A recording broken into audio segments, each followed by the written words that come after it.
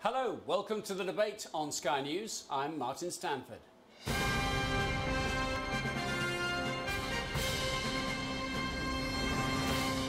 Here's our take on some interesting opinion we've brought together from America, the UK, and around the world this week. Who can you believe? Did the CIA mislead Bush and Congress on its interrogation tactics? What was the point? As America and NATO leave, Afghanistan is mired in war. And has NASA admitted the moon landing was a hoax? The CIA misled President George W. Bush and Congress about the extent and nature of its terror interrogation techniques. Worse than that, perhaps, the techniques themselves were more brutal and far less effective than they've ever admitted so far. That's just some of the conclusions of the Senate Intelligence Committee report, which was made public this week. Let's bring in our regular contributor, Geoffrey Robinson, who's joining us this week from our London studio, and welcome for a change to Conservative commentator Tony Spangler, who's joining us from New York. Now, Geoffrey, most Republicans are saying that this report, released at this time, was a dangerous piece of political theatre. Do you understand where they're coming from? Oh, yeah, sure. Because it was a dangerous political stunt to torture people in the first place. And they did that, and they really don't want to be reminded of how irresponsible and illegal their program was. Interesting that there's a good part of the report that is not being made public. It'd be fascinating to see what is being held out. And I suspect what's being held out is that, yes, there was an element in the CIA who did mislead Congress and President Bush, but it was directed by Vice President Cheney. I think this has got his fingerprints all over it. And if, it won't happen, but if there ever were a war crimes trial, Cheney would be a defendant-in-chief. Tony Spangler, welcome to our programme. What have the Republicans got to hide? I think there's some important questions that have to be asked and answered about the program. I don't think international law is quite as clear and delineated on these points as Geoffrey has indicated. I think really the test here is the effectiveness. We have to remember that only the executive summary, 500 pages or so, have been released. The bulk of the report, almost 7,000 pages, is top secret and will never be released. This is the start of a process where we have to examine what was done, how effective it was, and what are the best steps to take going forward. I think that is the response and that is the perspective that's best brought to this. More from you two in a moment, but let me bring in now the former CIA intelligence officer, Lt Col Tony Shaffer, who can bring his opinion to bear on this. The CIA did wrong, Tony Shaffer. Do you agree with that? No, I don't. There's three things we need to really consider here. First, this whole investigation should have been over two critical points. First, was the authorization for enhanced interrogation or torture properly done? If so, how and why? Secondly, were those officers who were then empowered to conduct those activities, were they, frankly, legally authorized to do so, and did they cross the line when they were given the authority? That's it. Everything else is pornography. All the details, all the stuff coming out now does no good at all. Simply put, I've done very hostile interrogations. In England, my book, Operation Dark Heart, 2 chapters are given to an enhanced interrogation techniques we used to break an American citizen we captured in Afghanistan. And one of the debate points that still is not resolved is where is the line of torture versus basically intimidating someone to tell you the truth. I don't consider for a minute deprivation of sleep a torture technique. If that was the case, colleges all over the world would stop kids from studying for exams. So I think we've got to be much clearer in what we believe as a society, as a world. What is torture? Beheading is clearly torture. I think there's an attempt by the left, especially Senator Feinstein, to make an equivalency between us and the terrorists, and frankly, there is no equivalency. Well, that's the problem, isn't it? Because the behaviour of the so-called good guys, the injured party, as America saw itself after 9/11, was right. As base and as bad as the worst of the bad guys. I'm not making excuses for what happened. There were a lot of folks who were very upset, and again, for the record, I turned down joining the enhanced interrogation program when I was offered to join it. I don't believe torture works. I don't believe for a minute that that's the best way to go. With that said, if we're going for accountability, if we're going for changing the system to make sure it doesn't happen again, putting the specific details out, as has been done in this, is totally wrong. And let me say something else for the record here for both of you, for us to debate. Not a single individual who was actually involved in the program was ever interviewed. Tony, hold it for just a second. Let's bring in Jeffrey then and see what he says about whether or not this investigation is worth the paper it's printed on. Does it have any status or value, Jeffrey? Of course it does. We're a nation of laws, and in a democracy, there should be no excuse but transparency. That's what we the voting public, have a right to know, and what is being done in our name. The fact that torture doesn't work, I'm glad to see that Tony said that, because it's been pretty well established that it doesn't. But to apologize for the CIA actions, knowing that A, illegal acts are being committed, and B, they don't work anyway, and to compare college students with sleep deprivation. What about waterboarding? Clearly an illegal act that does not produce the results, no. And yet it was done. And it was done in the name of the American people. We waterboard our own people. Well, I don't care if we waterboard our own people. It's illegal. We shouldn't be doing it. It's not illegal. Oh, Timothy please. Spangler, It's illegal under international law of torture. Come on. It was torture, wasn't it, Timothy Spangler?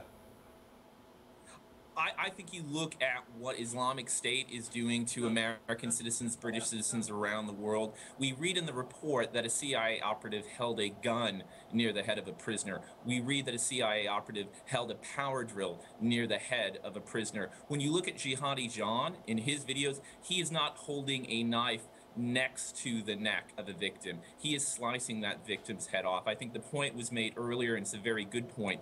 Although we can analyze what we did, why we did it, and whether we should do it again, we cannot make these actions equivalent to the clear illegal torture and bad acts that Islamic extremists and other terrorists are conducting day in, day out around the world. We can question ourselves, we can improve ourselves, we can learn from what we've done, but nothing in this report is near an equivalent to the things that Islamic State and their running dogs are conducting every day. There is no equivalency. That's utter See, garbage. Tony Shaffer, this seems to be first grade stuff. Two bads, two wrongs make a right. No. Two wrongs do not make a right. What I'm saying is that we have to define more clearly what we consider torture versus what is actual torture. And again, I've had to do these very difficult interrogations. I've had to break people. The one public instance of that, again, is in my book, Operation Dark Heart, where we captured a U.S. citizen in Afghanistan during conflict, and we had about a week to break him, and we did. And we did it through very, I would say, severe psychological stress. Psychological stress, where you imply things, where you get people to fear, you use their fears against them, is not torture. It is a legitimate interrogation technique. When you start beheading people, when you start cutting limbs and fingers off, when you threaten a child with death and you follow through, that is torture. We are talking here essentially sleight of hand methods used to interrogate and get people to cough up information we consider critical. So again, I'm not trying to make excuses for what CIA did. As a matter of fact, let me be clear on this. Some members of CIA have actually been convicted. There was a gentleman in North Carolina who was convicted of killing a detainee in Afghanistan in 2003. So some of those who did cross the line have actually been held accountable. So again, I disagree with your left-wing guest. There's no accountability here. This is all a hit job. If it was going to be a true accountability report, you would bring in people, you would have hearings, you would have interviews. This is apologist garbage. Really, Tony, shame on you. I mean, this is utter nonsense. And for Timothy to suggest because they do it, we should be doing it, or we should be excused for doing it because they do something worse. No, we're a country of laws. We have laws. We do what's right. And torture and waterboarding is not right. People should be held accountable for their actions in our name. That's all I'm saying. Yeah, define it. Absolutely. But it doesn't work. That's the other thing. Why are we waterboarding people to get phony information when we shouldn't be doing it to begin with? I mean, to apologize for this and say, well, this report is nonsense because it's a predetermined thing. No, This is the kind of garbage that got the CIA into this mess. Sorry, Tony, but this is utter BS. Look, again, I don't disagree about the fact that when you torture, anyone being tortured fundamentally wants you to go away. So they'll tell you whatever they want to hear. I don't disagree with the point about torture not being effective. What I'm saying is you have to discern where the legality ends and the perception of wrongdoing begins. Which has been done. The individuals who conducted these acts were fully and duly authorized by the legal authority. That's where your focus should be, on the legal authority. Point. How did the system do this? That's a different point. That's a different point. No, it's not. That's what the report should be about. When a legal authority orders an illegal act, that doesn't make the illegal act legal. Sorry. Let me tell you something. Most of the acts I did during my 30 years would be considered illegal in the eyes of the world and other communities. Then you should be ashamed of yourself. Legally authorized by the United States. Don't give me that crap. I served in the military as well. If you committed illegal acts, you should be ashamed of yourself. And held accountable. Okay, you two time out for a minute. Let me just bring in Timothy Spangler here. They're discussing the end justifies the means. They're discussing the fact that nothing has been usefully done or learnt. Our wisdom is not enhanced by this report. Do you think this process should be gone on with and a better report done with a greater degree of openness, a greater number of witnesses compelled, if necessary, to give their answers? I think we're at the very beginning of a process. It's going to take many years as we re-examine what we did, why we did it, and how we can do it better in the future. I fear that there are too many politics, too many immediate political drivers in this report, how it's been put together. I think we need to go back again and again. We need to interview people who were actually involved. We need to include people who are actually in the room, not just take a selection, not just edit out the parts that we want and present it for partisan political aims. To say that this, as Jeffrey has hinted at or tried to insist, that there are no political sheen on this report, I, for one, would be interested to know in 10 years' time, will people like us be sitting around discussing the new Senate report on the Obama drone bombings? We clearly are seeing political drivers here. Oh, what crap. What utter crap. Shame on you both. Oh, my God. Shame on you both. Do you understand? Yes, Jeffrey, do you understand? Yeah, Jeffrey, do you understand that droning people... I understand the oath I took, which is the same oath you took as an officer in the United States military. I understood defending the Constitution. Okay, final word to Tony Shaffer on this. Final word to Tony. All right, so Jeffrey, you support the unmitigated use of drones to kill civilians because that's what's been going on. The drone program has been way overdrawn. Instead of capturing people, interrogating them for critical information to penetrate jihadi networks, we choose to kill them, and then the 5 other innocents with them. So you, Jeffrey, are one of those on the left. Watch. I debate here all the time in the United States who would rather see innocent people killed rather than us capture one individual, interrogate him, and get the information. That is unbelievably the CIA was trying to put out. The same crap the CIA was trying to put out while they were committing illegal acts. Shame on you. All right, Jeffrey, time out on this one, I'm afraid. It's such a complicated subject, we're going to have to come back to it. For the moment, Lieutenant Colonel Tony Shaffer, we thank you for your time. Jeffrey, Timothy, thank you for the moment.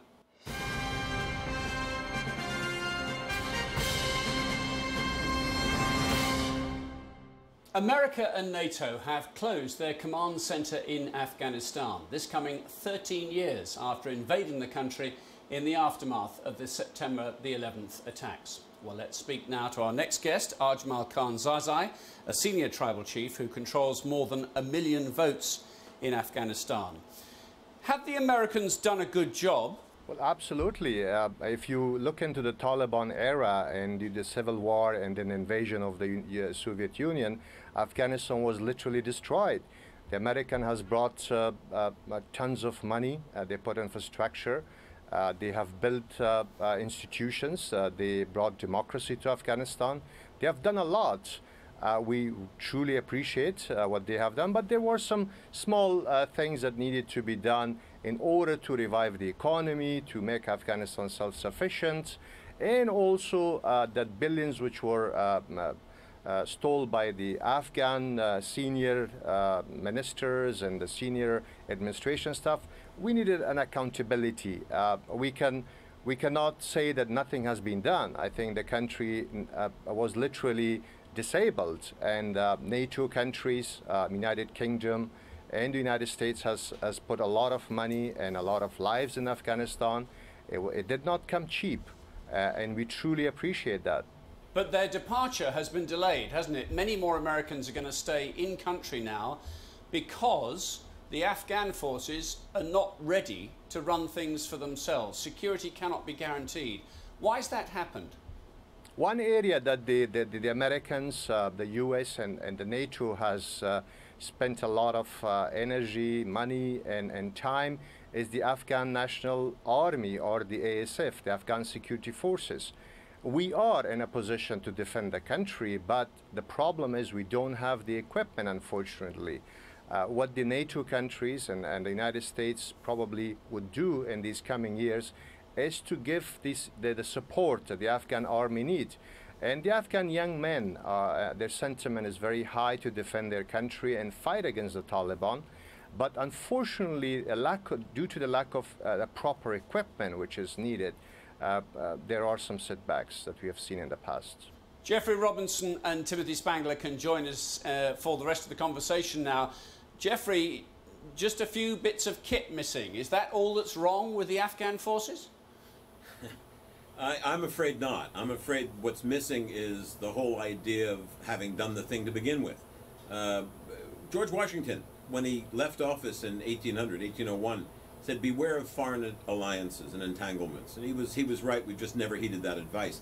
I'm afraid that given the benefit of time, the American intervention into Afghanistan will look pretty much like the Russian intervention into Afghanistan. We're leaving a country probably not completely able to handle itself, and I fear the worst. I would like to ask Ajmal, actually, what's happening to the poppy crop? What's going on with that? Why is there an increase in heroin in the world because of Afghan poppy? Well, let me explain to you, Jeffrey. The problem with the poppy, that it started with the civil war and it continued. Tell about the Taliban when the supreme leader of the Taliban banned it, and then the prices of the opium went up, and we have seen all that. The problem in Afghanistan is only in two areas right now, which is in Helmand and also in Badakhshan. If you look into Paktia, Paktika, Khost, Kandahar, and also the eastern part of the country, they have stopped poppy cultivation.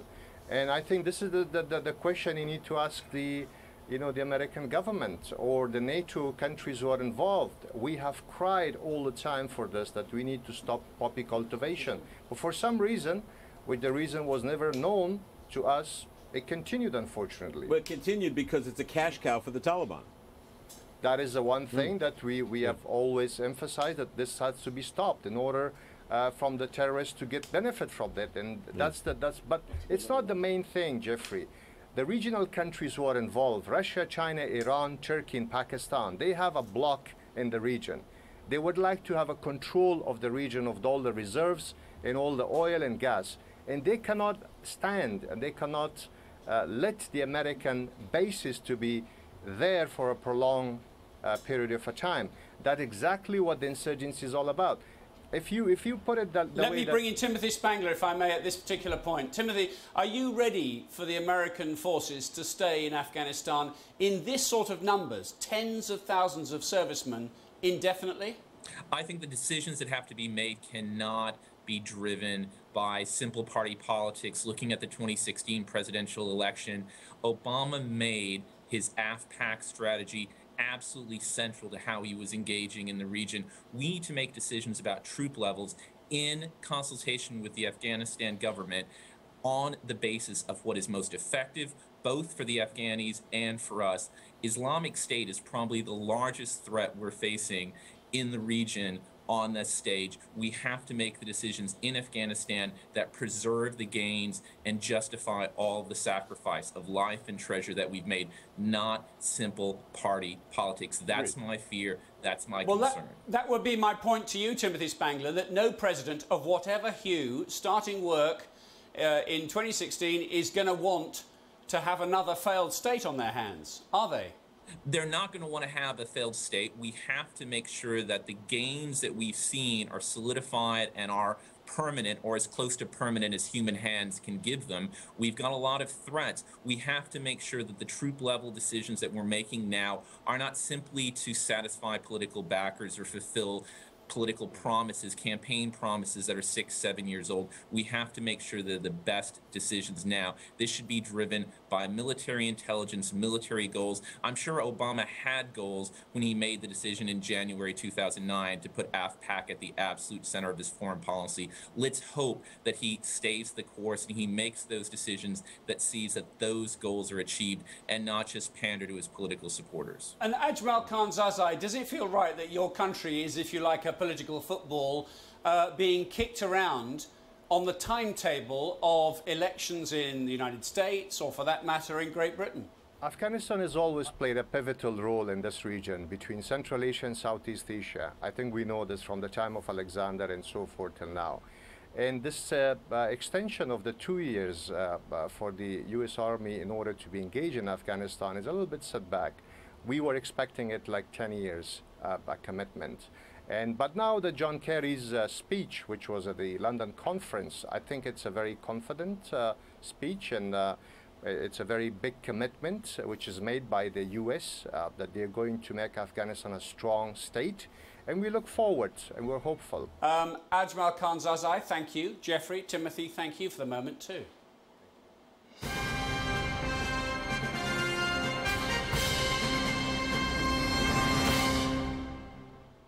Well, it's a conspiracy theorist's dream come true. For years, as I'm sure you've been aware, people have been saying that the Apollo mission to the moon was a complete hoax. And now, because of a confusing NASA technical explanation, their argument has just got stronger.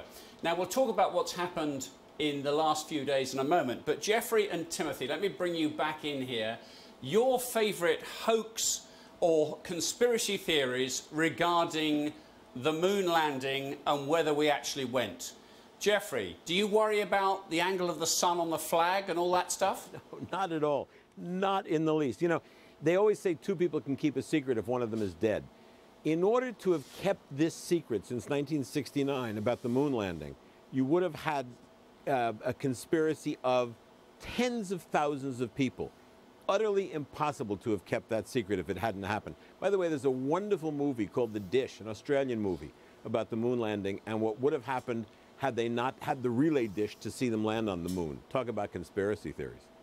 Timothy Spangler, were you ever tempted to believe it never happened? No, not at all. But I understand, I think, one of the drivers why this conspiracy theory gets batted around repeatedly. I hear it from taxi drivers. I hear it in a lot of different quarters over the years. I think the disappointment that we all feel, that I personally feel, that our space program, our space exploration really came to a halt. We never went back. We stopped putting people into space, putting people on the moon, having plans to go to Mars. I think because we went there, we did it, and we never did it again. We've opened up a space where these conspiracy theories can rattle around. I think it's a shame that Obama has cut manned spaceflight. I think that's what we need as a country to reinvigorate our vision. Let's show people it was. Okay, let me just show you this contentious clip, shall I? Basically, NASA engineer Kelly Smith is explaining on this tape that in order to send manned spacecraft through this particular bit of space, the Van Allen belt, it's radioactive, it could be dangerous, they need to do more work. The only problem is the Apollo guys actually went through it. Let's have a listen. Shielding will be put to the test as the vehicle cuts through the waves of radiation. Sensors aboard will record radiation levels for scientists to study. We must solve these challenges before we send people through this region of space. So, Jeffrey, you're not too concerned about the Van Allen belt, should you find yourself in it one day? No, I mean, this is, seriously, this conspiracy theory, we put 12 people on the moon. So if we didn't do it in 1969, what about the 10 who followed? I mean, no, it's silly. The man simply spoke out of his ears when he was talking about the Van Allen belt and other people doing it. The problem was solved, at least for the Apollo missions. And in a sense, Timothy's right about not going back to the moon. You can't blame it on Obama. Republicans blame everything on Obama. We didn't go back to the moon because there was no money for it. And it would be great to explore space further. We're actually landing on Mars. and there is another probe that's going out even further. So the space program, the manned space program, hasn't been continued, but other space program has. Wasn't it just showing off, Timothy Spangler, and all caught up in that sort of being first to do it rather than the Russians, or nowadays the Chinese, I guess? I think a bit of competition is not a bad thing. We had goals, we wanted to achieve them, we were able to rally the entire country around this phenomenal goal, this aspirational goal. It made us a better country, it made us a better economy, it made us a better people. I think we lack that now. We lack the economic growth to pay. We had an economy in the 1960s that was turning over, a great annual GDP growth. We're at a fraction of that now. When we look at who's going to the moon next, we're looking to China. I think that's a shame. I think the president should be leading on this issue rather than running it off and relegating it 20, 30 years down the line. The cost to restart manned spaceflight is going to be massive, and that's going to sit on Obama's legacy for many, many years. Timothy Spangler, you've got the idea of this show perfectly, with a wonderfully partisan remark to finish with. Jeffrey's livid. Jeffrey, thank you very much indeed. Timothy Spangler, thank you. And that is it for this edition of The Debate. Until next time, goodbye.